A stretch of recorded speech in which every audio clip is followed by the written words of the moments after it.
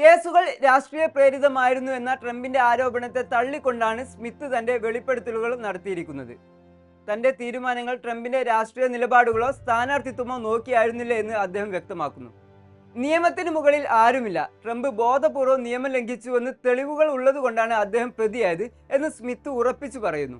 അന്വേഷണ വേളയിൽ ട്രംപും സംഘവും ഉയർത്തിയ തടസ്സങ്ങളെക്കുറിച്ചും സ്മിത്ത് ഈ വേളയിൽ തുറന്നു സംസാരിക്കുന്നുണ്ട്. സാക്ഷികളെ മൊഴി നൽകുന്നതിൽ നിന്ന് തടയാൻ ട്രംപ് എക്സിക്യൂട്ടീവ് പ്രിവിലേജ് ഉപയോഗിച്ചതായും സ്മിത്ത് വെളിപ്പെടുത്തുന്നു. ഇക്കാരണത്താൽ കോടതികളിൽ വലിയ നിയമ പോരാട്ടം തന്നെ നടത്തേണ്ടി വന്നതായും, കൂടാതെ സോഷ്യൽ മീഡിയയിലൂടെ അന്വേഷണ ഉദ്യോഗസ്ഥരെയും സാക്ഷികളെയും ട്രംപ് ലക്ഷ്യം വെച്ചത് അന്വേഷണത്തെ സങ്കീർണമാക്കിയെന്നും സ്മിത്ത് വെളിപ്പെടുത്തി. 2020 തെരഞ്ഞെടുപ്പിൽ പരാജയം മണത്ത ട്രംപ് തെരഞ്ഞെടുപ്പിൽ കൃത്രിമം നടന്നു എന്ന വാദമാണ് ആദ്യം ഉയർത്തിയത്. തന്റെ വാദങ്ങൾ തെറ്റാണെന്ന് ട്രംപിന് വ്യക്തമായ ബോധ്യമുണ്ടായിരുന്നെങ്കിലും അദ്ദേഹം ഈ നുണകൾ ആവർത്തിച്ചു.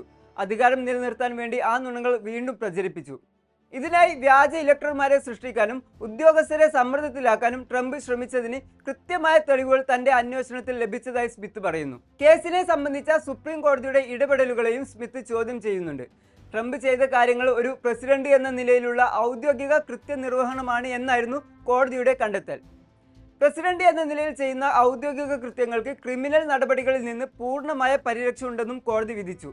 ഒരു പ്രസിഡന്റ് തന്റെ ഭരണഘടനാപരമായ അധികാരം ഉപയോഗിച്ച് ചെയ്യുന്ന കാര്യങ്ങളിൽ വിചാരണ നേരിടേണ്ടി വരില്ലെന്നും കോടതി വ്യക്തമാക്കി.